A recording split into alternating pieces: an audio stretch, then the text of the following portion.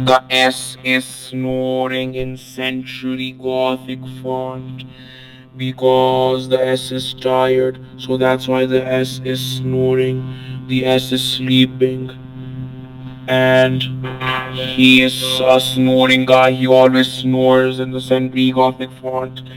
Yep, yes, yes, snoring. S is snoring in the Century Gothic font. S is snoring in Century Gothic.